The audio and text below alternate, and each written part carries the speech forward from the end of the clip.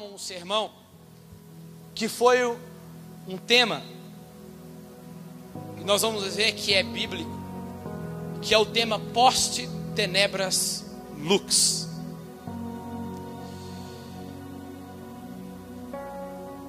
Depois das trevas, a luz. Então abra sua Bíblia comigo em Isaías capítulo 9.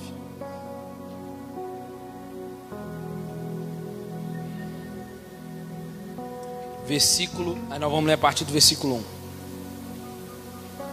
Vocês vão entender tudo aqui nessa noite, o que significa. Vocês já viram aí o que significa, mas vocês vão aprender da onde surgiu, como veio. E vamos até o sermão nessa noite. Quem encontrou? Olha lá, se atenta aí. Mas para os que estavam aflitos, não haverá mais obscuridade. No passado, ele envileceu a terra de Zebulon e a terra de Naftali, mas nos últimos a enobreceu junto ao caminho do mar, além do Jordão, a Galiléia das nações. E o povo que andava em trevas viu uma grande luz. Sobre os que habitavam na região da sombra da morte, resplandeceu a luz. Tu multiplicaste este povo, e a alegria lhe aumentaste. Todos se alegrarão perante ti, como se alegram na ceifa e como exultam quando se repartem os despojos. Porque tu quebraste o jugo que pesava sobre ele, a vara que lhe feria os ombros e o cetro do seu opressor, como no dia da derrota dos medianitas. Todo o calçado daqueles que pelejavam no tumulto e toda veste revolvida em sangue serão queimados, servirão de pasto ao fogo. Por quê? Porque o menino nos nasceu, e um filho se nos deu, e o principado está sobre os seus ombros, e o seu nome será maravilhoso, conselheiro, Deus forte, Pai da eternidade e príncipe da paz. Do aumento do seu governo e paz não haverá fim. Reinará sobre o trono de Davi e sobre o seu reino, para o estabelecer e o fortificar em retidão e justiça, desde agora e para sempre. O zelo do Senhor dos exércitos fará isto. Deixa sua Bíblia aberta aí, irmãos. O texto que acabamos de ler, nós estamos diante de um grande anúncio, mais esperado de todo o Antigo Testamento. Mas antes de falar dele a fim, temos que entender o contexto aqui. A nação de Israel tinha rejeitado a mensagem de Isaías, que era a mensagem de Deus. E claro que isso não significava que o seu ministério havia fracassado, porque senão o profeta mais fracassado seria Jeremias, porque nenhum dos seus sermões, nenhum das suas palavras se cumpriram. Por isso que ele é chamado de o profeta chorão. Não se cumpriu porque Deus, não é porque a palavra de Deus caiu por terra, não se cumpriu como juízo de Deus sobre a nação de Israel. O povo não ouvir Jeremias, chorava por ver o sofrimento do seu povo. Israel estava vivendo então um período de apostasia, que é o abandono a Deus da sua fé. E os verdadeiros israelitas ali estavam com certeza, e estes receberam a palavra de Deus e guardaram em seu coração essas palavras. Pela fé, o profeta estava disposto a aguardar pacientemente pelo cumprimento da palavra. Qual palavra? A palavra de que nasceria, que iria raiar uma luz, a qual o Pentateuco dizia, a qual os reis diziam, a qual os livros históricos diziam e os profetas anunciavam. Eles estavam pacientemente aguardando pelo cumprimento dessa palavra. A nação aparentemente estava destruída. Só que nesses momentos de crise, em vez de Israel buscar a sabedoria de Deus, o povo começou a consultar demônios. E com isso, o povo estava em escuridão. E além disso, essa escuridão começa a ficar mais densa e a aumentar moralmente e espiritualmente. O povo ia se decaindo dia após dia. Os líderes de Judá esperavam ansiosamente pelo raiar de um novo dia, a qual o próprio Malaquias vai dizer que o sol da justiça iria raiar. Os líderes de Judá esperavam esse raiar, mas dia após dia eles viam uma escuridão cada vez mais profunda. Escolheram uma inundação em vez de um rio tranquilo. Escolheram uma armadilha em vez de um santuário. Eles decidiram escolher as trevas do que a luz. Por isso agora nós estamos diante desse texto, que é uma promessa de Deus para aqueles que ansiavam pelo Messias. E essa mensagem que lemos é uma palavra de esperança para o povo. Porque quando a Assíria conquistou o reino do norte, as 10 tribos, a nação nunca mais foi restaurada, se tornou o que chamamos de a capital naquela época de Samaria, que nós vimos lá atrás. Dividiu-se os reinos. Depois o filho de Salomão fez a divisão dos reinos, o reino de Judá, o reino do norte com Samaria. Essa divisão, reino assírio, chegou e levou embora. Nabucodonosor então veio e arruinou e acabou com o reino do norte. E o reino do norte sumiu do mapa, não sobrou ninguém para contar a história. Depois disso, depois do cativeiro babilônico, o povo do sul, Judá, eles voltam do cativeiro. É o único reino que voltou, porque eles têm uma nova oportunidade de se estabelecer. E nós já vimos aqui outrora. Por quê? Porque por meio do reino do sul, Judá, Deus iria trazer o Messias. E esse capítulo 9 retrata para nós a misericórdia de Deus para com seu povo, e é vista de como Deus realizaria para eles. Isaías, para quem não sabe, é o profeta messiânico, é o profeta que mais anunciou a vinda do Messias. São 66 capítulos. Os 39 primeiros capítulos se arremete ao Antigo Testamento, que são 39 livros. Fala sobre a nação de Israel, fala sobre o povo, fala sobre o juízo. E os 27 capítulos posteriores se retrata a vinda, já o Messias já anunciado, que já chegou. Quando você for ler Isaías, você vai ver que retrata essas duas divisões, o Antigo e o Novo Testamento. E o capítulo 9 está aqui, sobre uma promessa de esperança. Isaías então vai dar continuidade a algo que começou lá no Pentateuco, sobre o tema, sobre luz e trevas, e nós vamos ver daqui a pouco aqui. E o texto diz, no versículo 1 do capítulo 9, que o povo que estava em aflito, não ficaria mais em obscuridade, não ficaria mais em escuridão. Por quê? Porque esse que iria romper com as trevas seria o Redentor, a qual Deus traria o mundo ao amanhecer de um novo dia. Por isso que o choro ele vai durar sempre uma noite, porque o amanhecer chegará com o sol da justiça. Em Mateus 4,16 nós vamos ver o mesmo texto. Mateus falando sobre Isaías, dizendo, vamos lá, 15: para que se cumprisse o que foi dito pelo profeta Isaías: terra de Zebulon, terra de Naftali, caminho do mar, além do Jordão, Galiléia dos gentios. O povo que estava em trevas viu uma grande luz, e os que estavam na região de sombra da morte raiou-se a luz. Olha que interessante, Mateus cita Isaías, irmãos. Ele escreveu sobre pessoas que andavam na escuridão. E no tempo do evangelista Mateus, a situação era ainda muito caótica e desanimadora. O povo que estava na escuridão no tempo de Isaías estava esperando ainda esse tempo de luz raiar, até ainda no tempo de Mateus. Lembra que eu disse? O povo estava na escuridão e mais ainda se aprofundava em escuridão. mas tinha ainda os remanescentes que aguardavam esta promessa.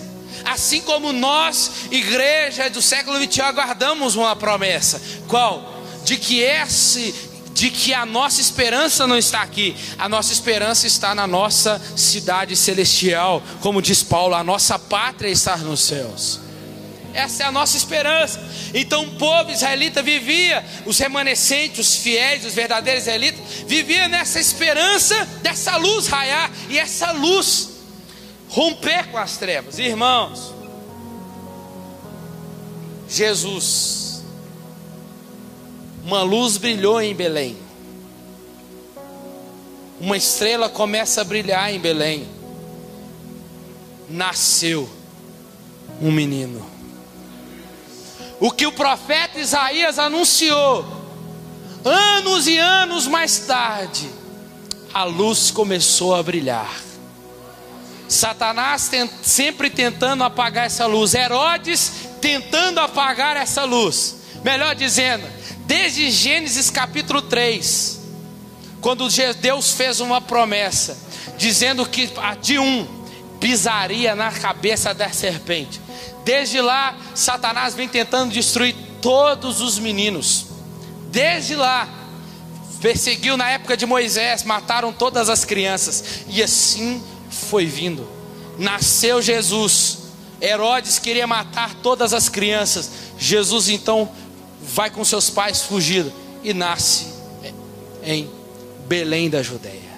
A luz começou a raiar, meu irmão. O que o profeta Isaías anunciou começa a acontecer. A luz começa a romper com as trevas. É das trevas que vai nascer a luz. A luz não vai vir de outro lugar para trazer, mas é das trevas que vai nascer esta luz. E de que maneira Jesus trouxe essa luz? Segundo Mateus, ele veio e trouxe por meio da pregação, dos ensinamentos, das curas.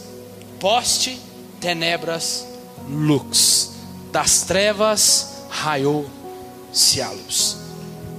E aqui, irmãos, essa expressão ela está ligada lá na criação, lá em Gênesis 1. Gênesis 1 que diz assim: no princípio criou Deus os céus e a terra era sem forma e vazia, e havia o que? Trevas sobre a face do abismo, e o Espírito de Deus pairava sobre a face das águas. E disse Deus: haja luz. E agiu, estou brincando. E disse Deus: haja luz. E houve luz. E viu Deus que a luz era boa, e fez separação entre luz e as trevas. Essa expressão está ligada desde lá de trás, irmãos. Desde já Deus já rompendo com essa luz, aonde estava a trevas, das trevas nascendo a luz. Da mesma forma, essa expressão pode ser também quando passa da antiga aliança para a nova aliança. Olha o que diz Paulo em Colossenses, capítulo 2, versículo 17. Vamos lá. Colossenses capítulo 2, versículo 17. Olha o que Paulo diz: estas coisas são sombras das coisas futuras. O que ele está falando? Sobre Cristo. A realidade, porém, encontra-se na pessoa de Cristo. O que era obscuro no Antigo Testamento, que nós não conseguimos ver, agora já no Nova Aliança nós conseguimos ver. Por quê? Porque a luz raiou. Hebreus 10:1.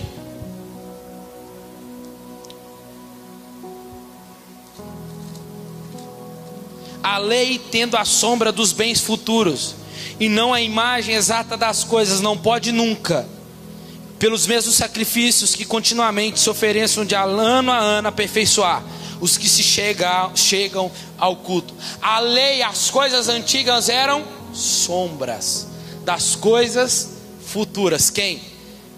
Cristo. O Antigo Testamento é a sombra daquilo que viria a acontecer no Novo.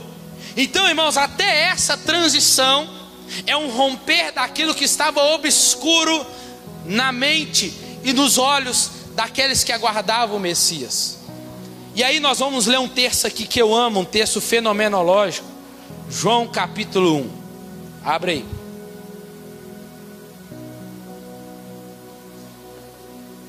João, capítulo 1. Você está aqui, irmãos? No princípio era o Verbo, e o Verbo estava com Deus, e o Verbo era... Ele estava no princípio com Deus, e todas as coisas foram feitas por meio dele, e sem ele nada do que foi feito se fez. Nele estava a vida, e a vida era a luz dos homens. Se você ler só até aqui, você consegue entender algo aqui só sobre a luz? Você não sabe o que é a luz aqui. De quem que ele está falando aqui? A gente, se for olhar aqui, a gente não sabe. Mas vamos lá. Agora olha. Você não entende nada sobre a luz do 1 ao 4, mas vamos ler o versículo 5. A luz resplandece nas trevas, e as trevas não prevaleceram sobre ela. E aí houve um homem chamado João, enviado por Deus. Este veio como testemunha para testificar a respeito da luz, a fim de que todos crescem por meio dele. Ele não era a luz, mas veio para testificar da luz. A luz verdadeira que ilumina a todos os homens estava vindo ao mundo. Estava no mundo, e o mundo foi feito por meio dele, mas o mundo não o conheceu. Veio para o que era seu, mas os seus não receberam. Mas a todos os que receberam, aqueles que creem no seu nome, deu-lhe o poder de serem feitos filhos de Deus. Irmãos, nós vamos ver uma coisa aqui que você só pode perceber. Você percebe que as trevas não vão conseguir nunca prevalecer sobre a luz. Calma aí. A luz, o que é que está dizendo aqui o texto? Que a luz rompe com as trevas. Ela pode ser muito densa, ela pode ser tocável, que não há ninguém que segure essa luz. Não há treva nenhuma. E escuta, essa luz é uma verdade moral de Deus, aquilo que define o certo e o errado. Essa luz é o conjunto de valores e de normas, o que é proibido e o que é permitido.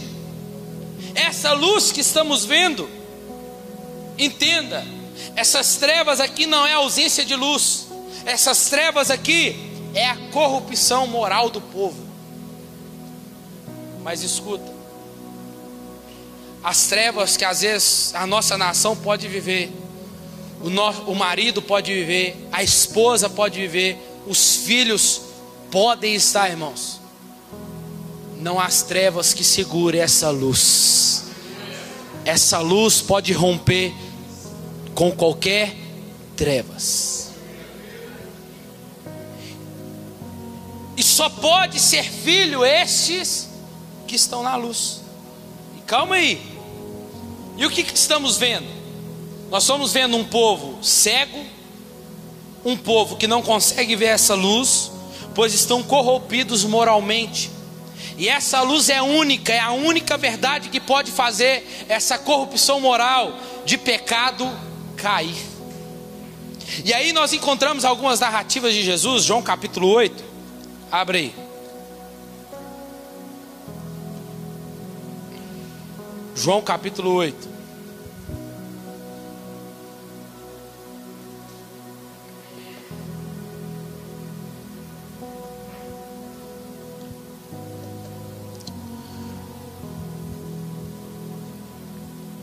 Jesus está ensinando para a multidão. Jesus está no Monte das Oliveiras. E aí aparecem uns fariseus carregando uma mulher, por nome mulher adúltera, né? E aí nós vamos entender que a lei, que para ela ser julgada precisava do homem também. Ela não poderia ser apedrejada sozinha. Só que eles queriam pegar Jesus no pé da lei. E aí eles chegam para Jesus. Foi pego em adultério, E aí a gente não sabe o que aconteceu com o homem, né? Pode ser que os fariseus falaram assim: dá pé na linha, some, vai. O negócio é com você não. Vai embora. Pode ser que ele fugiu. Mas irmãos, eles chegam para Jesus e começam a falar: e aí? O que você vai fazer? Ela pecou, ela descumpriu a lei. E aí, Jesus inclinou, né? E disse: qual dentre vós não tem pecado? Que atire a primeira pedra. Todos soltaram a pedra e ficou só Jesus e a mulher no meio. E Jesus olhou e falou assim: e aí, mulher? Quem te condena? Ela: ninguém, nem tampouco eu tenho que te condenar. Vai e não peques mais. E aí Jesus, irmãos, se vira para a multidão, continuou dizendo agora: eu sou a luz do mundo. Quem me segue não andará em trevas, mas terá a luz da vida. A luz que outrora, irmãos, estava lá em Gênesis, começou a romper com as trevas daqueles que estavam. Lembra lá que Isaías disse que o povo não ia andar mais obscuro na aflição? Porque a luz começou a andar no meio deles agora, irmãos. E aí quem seguisse Jesus, essas trevas não iria permear. E ele mesmo pronunciou: eu sou a luz do mundo. Sabe aquela luz da criação, aquela luz que estava oculta no Antigo Testamento, que era só uma sombra? Sabe a profecia de Isaías que iria nascer, que chegaria alguém que iria acabar com essa escuridão? Então, sou eu, a luz do mundo. E aí nós vemos em João capítulo 9, muito lindo, sobre a cura de um cego de nascença. Jesus encontra com esse homem, e esse homem clamando. Jesus levanta ele, manda ele ir no tanque de Siloé. Ele vai lá, Jesus manda ele se lavar. Ele se lava e ele é curado. E aí as pessoas chegam e começam a perguntar para ele: quem te curou? Quem te curou? Ele falou assim: ó, deixa eu falar para vocês uma coisa. Eu não sei quem me curou, mas uma coisa eu sei, que eu era cego, mas agora eu posso ver. Ele encontrou com essa luz, mas ainda ele não sabia quem era essa luz. Irmãos, e no versículo 30, versículo 35, ele disse assim, ó: um homem respondeu: ora, isso é espantoso, vós não sabeis de onde ele é, contudo ele me abriu os olhos. E o versículo 35, Jesus vai aplicar agora o que ele fez. Jesus vai tratar de uma cegueira espiritual que os fariseus estavam vivendo, irmãos. O povo que estava vivendo na escuridão, como eles estavam, talvez eles já não confiavam mais naquela luz, talvez eles estavam nem aí para essa luz que Isaías profetizou, estavam só vivendo e se aprofundando nessa escuridão, achando que estavam vendo. Mas escuta, irmãos, uma coisa, irmão, os que enxergam é só quem Deus ilumina, e não os que pensam que enxergam. Só vão enxergar aqueles a quem Deus iluminar. Aqueles que pensam que enxergam, como eram os fariseus, estes nunca enxergaram. E aí, irmãos, nós vemos Jesus dizendo para esse homem assim, ó. Jesus perguntou para ele, perguntou ao homem: quem é ele? Não, vamos lá, crês tu no Filho do Homem? Jesus disse. Perguntou ao homem: mas quem que é ele? Está vendo? Ele nem sabia quem era. Quem é ele para que eu creia? Jesus disse: você já viu ele, e é este que fala contigo. E ele disse: creio, Senhor. E na mesma hora ele o adorou, irmãos. E Jesus disse: eu vim a este mundo para o juízo, a fim de os que não vê, vejam, e os que pensam que estão vendo se tornem cegos. Irmãos, essa luz raiou. E é isso que Jesus continua fazendo ainda nos dias de hoje. Foi isso que Jesus fez comigo e com você um dia, quando Ele nos encontrou. Que é o terceiro tópico aqui, que nós podemos ver esse lema aqui na nossa conversão. Olha o que Paulo diz em Efésios capítulo 5. Efésios capítulo 5, versículo 8. Pois outrora éramos trevas, mas agora vocês são luz no Senhor. Andai, pois, como filhos da luz. Pois o fruto da luz consiste em toda bondade, justiça e verdade, descobrindo o que é agradável ao Senhor. E não vos associeis com as obras infrutuosas das trevas, antes porém condenai-as. Pois o que eles fazem em oculto, até dizê-lo, é vergonhoso. Mas todas as coisas manifestas pela luz tornam-se visíveis, pois é a luz que tudo manifesta. Pelo que diz: desperta, ó tu que dormes, levanta-te dentre os mortos, pois Cristo te iluminará. Antes éramos trevas, irmãos, mas quando essa luz nos encontrou, rompeu, irmãos. Agora, pois, a ordem é: andai nessa luz, andai em conformidade com essa luz, porque é o que o 1 João vai dizer. O evangelista João vai dizer, olha que interessante, 1 João capítulo 1, versículo 5: esta é a mensagem que dele ouvimos e vos anunciamos, que Deus é luz e nele não há treva nenhuma. Se dissemos que temos comunhão com ele e andamos nas trevas, mentimos e não praticamos a verdade. Mas se andarmos na luz, como ele na luz está, temos comunhão uns com os outros, e o sangue de Jesus Cristo, seu Filho, nos purifica de todo o pecado. Se dizemos que estamos na luz, irmãos, temos que andar nessa luz. Se dizemos que essa luz nos encontrou mesmos, nós temos que andar em conformidade com essa luz. Se essa luz brilha em mim, então por onde andar eu tenho que iluminar, onde eu pisar, aonde eu chegar, porque a ordem para nós é sermos luz, e não ficar se misturando com as trevas. Então, quando essa luz nos encontrou, houve um romper com as trevas, que Paulo diz em Colossenses 1,13, porque ele nos resgatou das trevas e da escuridão do reino de Satanás, e nos transportou para o reino do seu maravilhoso Filho, um reino de luz. Poste, tenebras, lux. A luz, depois das trevas, a luz, raio. Irmãos, e agora rapidamente aqui, sobre um pouco da história da igreja, para você entender melhor. História da igreja é uma das matérias que eu amo, é uma das que eu ministro nos seminários. Um dia, dentro do período histórico, houve um período de grandes trevas que você e eu conhecemos. Por que não chamar de a Idade Média? Que surgiu bem depois da queda do Império Romano no Ocidente, em 476 depois de Cristo.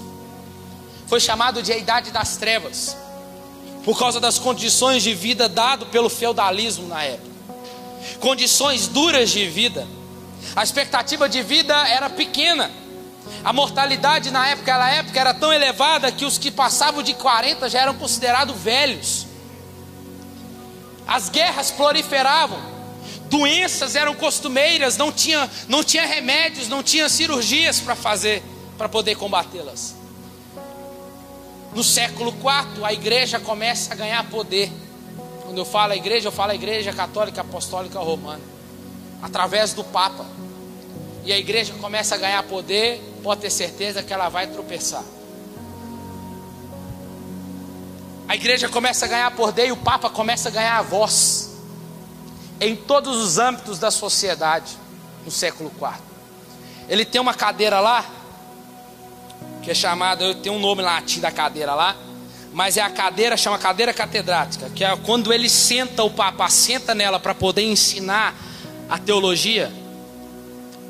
Eles dizem: agora a voz de Deus vai falar.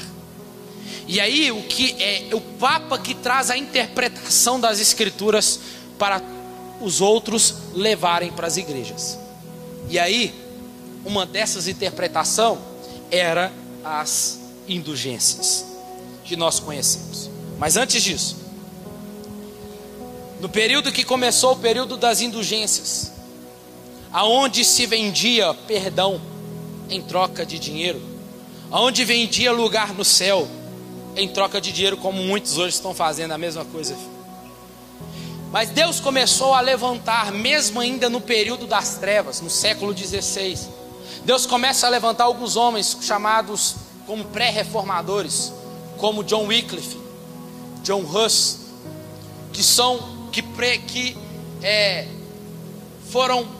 que prepararam o caminho para Lutero vir depois. Irmãos, homens que pregavam de fato o verdadeiro evangelho, para que a luz do evangelho começasse a raiar em meio às trevas, mesmo no período de tantas trevas, que a luz começasse a resplandecer. Lembra? A luz vai sair do meio das trevas, ela rompe com as trevas, é das trevas que vai sair a luz. Só que aí, certa vez, esses homens começam a ser perseguidos, e um deles, chamado John Huss, vai para a praça pública, e lá ele vai ser feito dele uma fogueira para ser queimado vivo. E aí ele libera uma palavra, uma profecia, dizendo assim: hoje vocês estão matando um ganso, que é o Huss. A palavra Huss significa ganso. Mas daqui a 500 anos, ou melhor, daqui a 100 anos, consertar aqui de manhã eu falei errado, mas daqui a 100 anos nascerá um cisne. E aí, irmãos, quando tudo parecia perdido, irmãos, aparece um homem chamado Lutero, um estudante de direito. Era estudante de direito, e ele se encontra e dá de frente com uma grande tempestade de trovões e relâmpagos. E ele faz uma pequena oração dizendo assim: os pais dele já eram cristãos, e ele fala assim: Deus, se o Senhor me tirar dessa tempestade, me livrar da morte, eu entrego a minha vida totalmente em devoção ao Senhor. Foi dito e feito. Ele, fugindo da chuva, ele encontra o quê? Com uma igreja, e lá ele se esconde, e de lá ele não quer sair mais. Lutero começa a crescer lá dentro. Lutero começa e se torna um monge agustiniano. Quando fala agustiniano, é que ele tinha suas bases teológicas firmadas em Agostinho, que foi um pai da igreja antes dele. Ele começa então a aprender as escrituras, porque quem tinha acesso às escrituras na época era só quem era monge, ou os papas, ou padres da época. Mas ninguém poderia abrir as escrituras, senão se fosse o próprio papa ou padre falando. Irmãos, certo dia ele está ensinando, começa a aprender filosofia, teologia. E aí ele começa a ouvir um homem chamado John Tetzel, andando pela Alemanha, cobrando impostos, vendendo perdões em troca de dinheiro. E ele dava perdão, dizendo, a pessoa falava assim: ó, o meu filho morreu, mas ele está preso no purgatório. Como é que eu faço para tirar ele de lá? E John Tetzel dizia assim: ó, você vai me dar X, que aí a alma dele sai do purgatório e vai direto para o céu. E John Tetzel ia fazendo isso. E Lutero, irmãos, começa a observar algumas coisas, mas aí ele se volta para as escrituras, lendo o livro de Romanos. E aí, irmãos, John Tetzel usava uma frase assim, que tornou uma musiquinha na época da reforma. Então, logo uma moeda na caixa cai, a alma do purgatório sai. Mas com isso, irmãos, um belo dia, esse homem, Lutero, à luz de velas, sentado no seu quarto, começa a ler as verdades do Evangelho, antigas e eternas verdades reveladas nos Salmos, Romanos e Gálatas. E a partir dali ele leu um texto, 1,17 de Romanos: que o justo viverá pela fé. Ele olha para aquilo, ele olha para as escrituras, se volta para a igreja e fala: tem alguma coisa errada. O povo está tendo que pagar para ganhar salvação. O povo está tendo que fazer obra para poder ter lugar no céu. Estão anulando o sacrifício de Cristo. Já não é mais a fé que salva, mas é a obra que está salvando. Lutero então, irmãos, começa a isso aí brilhar de novo. Posse tenebras lux, das trevas começa a raiar a luz do Evangelho. Irmãos, Lutero então vai escrever 95 teses. Depois você digita lá no Google, você vai conseguir ver lá todas as 95 teses, cada uma delas para algo de errado contra a igreja. Mas Lutero vai pegar as indulgências e vai colocar lá no castelo de Wittenberg, afixar ela lá. E quando ele afixa lá, ele não está querendo dividir a igreja, ele não está querendo trazer tumulto para a igreja. Lutero está querendo chamar o povo para uma discussão teológica, bíblica, à luz das escrituras, para eles começarem a consertar os erros. Só que eles não aceitam. Lutero é chamado para dentro para ser, ou ele abandonasse o que ele está dizendo, ou então ele seria excomungado. Irmãos, Lutero, eu até esqueci de pesquisar a frase dele, mas Lutero falou uma frase como mais ou menos assim: é como se dizia, nada mais, nada menos do que as escrituras. Eu fico com as escrituras, o que ela diz, eu vou me ater a ela. Mais ou menos isso que ele disse. Irmãos, só que acontece uma coisa: as 95 teses que estavam fixadas no castelo, alguém pega aquelas 95 teses e começa a fazer o quê? A divulgar, xerocar, imprimir. Aí começa a nascer a imprensa dentro da história. A imprensa começa a ser, quando pensa que não, as 95 teses de Lutero já correu por toda a Alemanha. E a reforma se resume, as 95 teses se resumiu nas 5 solas que eu falei de manhã, que uma delas eu estou usando aqui agora. Somente sola gratia, somente a graça, tudo em latim. Somente a graça. Por que ele está dizendo? Deixa eu ver a hora aqui, tem que correr. Somente a graça, o que ele está dizendo? A graça, vocês não precisam fazer nada, a graça é favor e merecido. Vocês não precisam fazer nada para merecê-la. Vocês receberam ela por meio da obra de Jesus. Então é somente por meio da graça. Depois ele vai falar somente a fé, sola fide. Somente a fé. Efésios capítulo 2 vai dizer assim, que a fé não vem de vós, a fé ela é um dom de Deus. Não, a fé ela não vem, a salvação não veio por obras para que ninguém se glorie, mas a fé ela vem por meio da fé. A fé em quem? Na obra de Jesus Cristo. Então não é sobre o que nós fazemos, irmãos, não é nós fazendo muito para Deus que Deus vai nos amar mais, é nós sendo bonitinho que nos vai dar a salvação. Não, a nossa salvação já foi garantida e obtida pela obra de Jesus Cristo na cruz. É só nós colocarmos a nossa fé nele. Então é somente a fé. E depois ele vai falar solos Cristos, somente Cristo. Ele vai dizer, 1 Timóteo capítulo 2, não há outro mediador entre Deus e os homens, Jesus Cristo, o homem.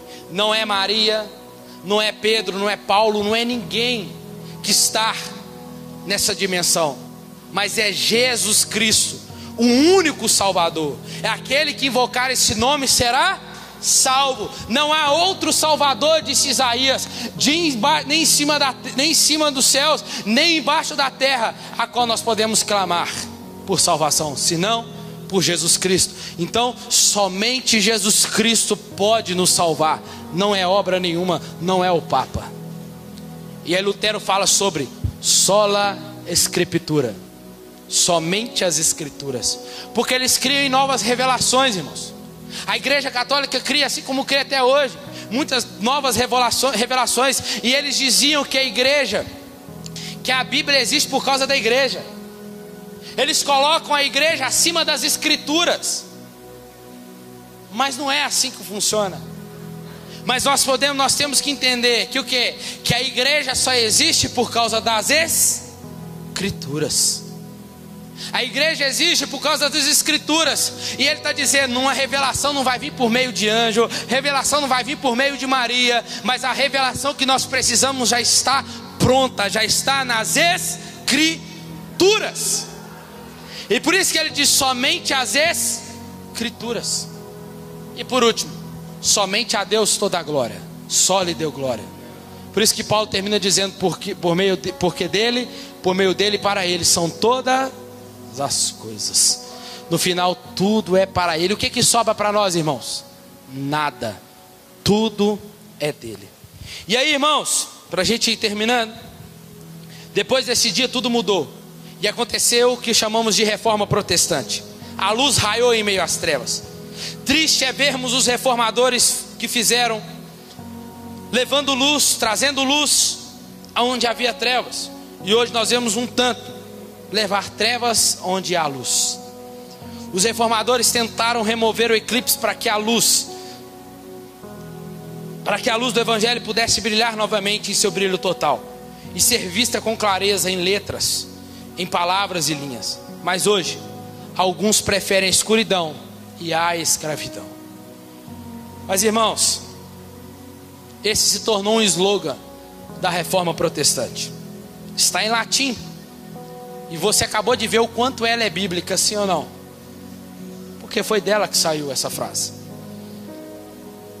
E essa frase, essa palavra saiu de um reformador, que depois disso de Lutero, irmãos, a reforma começou a se espalhar pela Alemanha toda, pela Escócia, pela Inglaterra, e chegou na Suíça com John Calvino, em Genebra.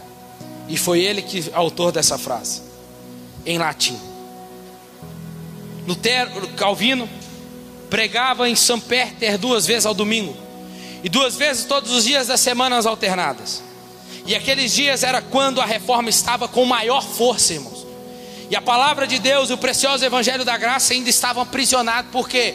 Porque ainda estava em latim. E dentro do clero, quando ela começou a se liberar, isso mudou toda a perspectiva de Calvino sobre o ministério, sobre toda a vida. Porque a reforma não só mudou o ambiente espiritual, irmãos, mas a reforma mexeu com todas as áreas, economia, educação, mudou tudo. E para ele, irmãos, aquilo significava profundamente, depois da escuridão de tantos séculos da vida da igreja, seu evangelho rompendo com a luz do evangelho, e então o evangelho se espalhando por toda Genebra, por toda a Europa, por todo o mundo, para o brilho da glória de Deus. Agora o evangelho não está preso mais só em latim, mas agora o evangelho começa a ser propagado em todas as línguas, para a glória de Deus.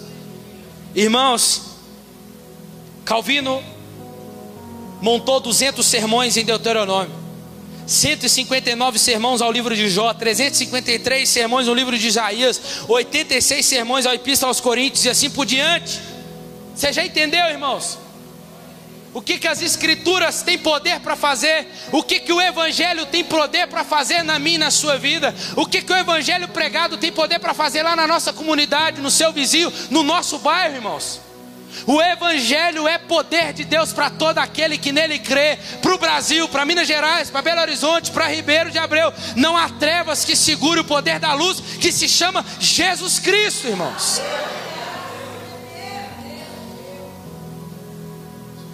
No século XVI, em Genebra, era um lugar de sofrimento, um lugar brutal e imoral. Não havia remédios, nós acabamos de falar. E nessa cidade, brutalidade, imoralidade era grande. Mas Calvino começou a vencer isso com a exposição da palavra. A luz de Deus começou a sair, a romper com a escuridão e deu esperança a esse povo sofrido. E assim tem sido desde então, irmãos. E a palavra de Deus sobressaindo sobre toda escuridão em todo mundo pela pregação da palavra. É por isso que nós temos que pregar a palavra, irmãos. É por isso que nós temos que pregar o evangelho. Custe o que custar, pode custar nossa cabeça, como João Batista, que perdemos a cabeça, mas nós vamos perder a mensagem, porque a mensagem precisa ser anunciada, irmãos. A luz precisa continuar raiando, irmãos. As coisas mudam, outras coisas nunca mudam. Humanos são depravados e assim continuarão sendo, nunca vão mudar. A vontade de pecar só vai mudar quando Cristo nos tirar daqui. Deus nunca muda, aí a palavra dele também nunca vai mudar. Irmãos, escute isso aqui. O mesmo poder do evangelho que Lutero conquistou a Alemanha, o mesmo evangelho que, eu esqueci o nome dele, que conquistou a Escócia, o mesmo homem como John Wesley e George Whitefield pregou na Inglaterra, conquistando a Inglaterra para Jesus, como David Wilkerson na África como missionário. Irmãos, nós temos tantos homens pregadores de Deus que já se foram, brasileiros. A luz ainda tem que continuar raiando a partir de nós. Porque a mesma mensagem do Evangelho que teve poder para transformar vidas lá atrás, séculos atrás, ela não mudou, irmãos, ela continua sendo o mesmo. Agora nós temos que pregar e dizer: a luz precisa raiar lá no seu vizinho, no comércio da perto da sua casa, na padaria, quando você for comprar o pão, seja onde for, essa luz que está em você, ela tem que sair para fora. É por isso que a pregação ela nunca vai ser alterada, irmãos. Jesus disse para nós: temos que testemunhar e pregar o Evangelho, e então virá o fim. E este duplo testemunho e ensino é o centro do que Deus está nos chamando para fazer. O mundo, o Ribeiro, BH, Minas Gerais, Brasil precisa de um testemunho autêntico da luz viva de Jesus. E Deus, irmãos, vai usar quem? Nós, como um megafone para o impacto da sua glória. Deus quer exaltar o nome dele na nossa vida. O nosso trabalho central é a pregar a palavra. E para fecharmos, Apocalipse capítulo 21.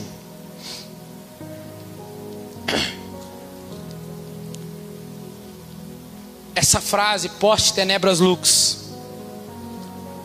acontecerá na consumação dos séculos. 21:11. Ela brilhava com a glória de Deus, e o seu brilho era semelhante a uma pedra preciosíssima, como jaspe cristalino. Versículo 23. A cidade não necessita nem do sol, nem da lua, para que nela resplandeçam, pois a glória de Deus a ilumina, e o Cordeiro é a sua lâmpada. As nações andarão nessa luz, e os reis da terra trarão para ela a sua glória e honra.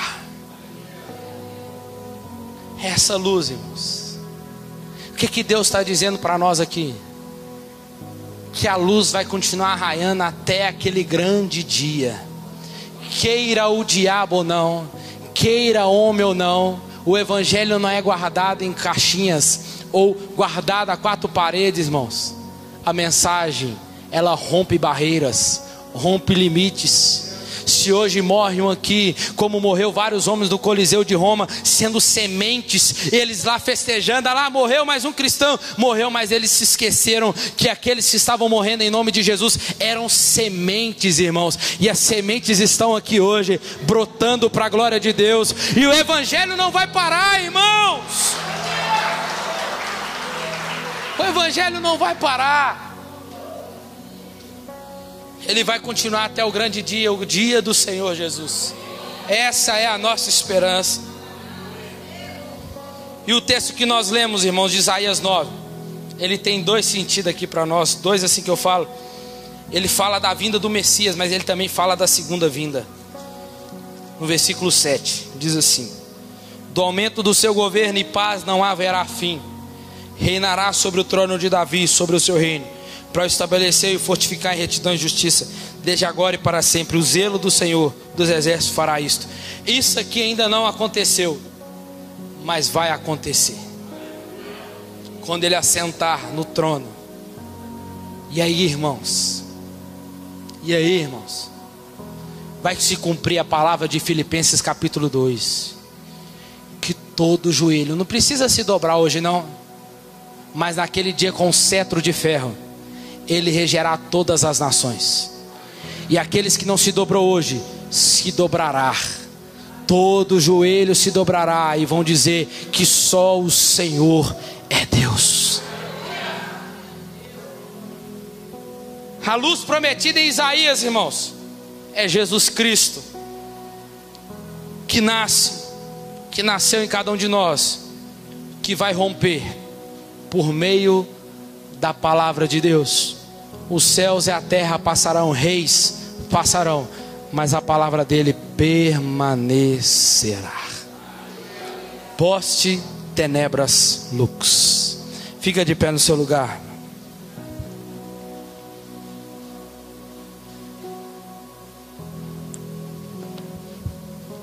Coloca a mão no seu coração.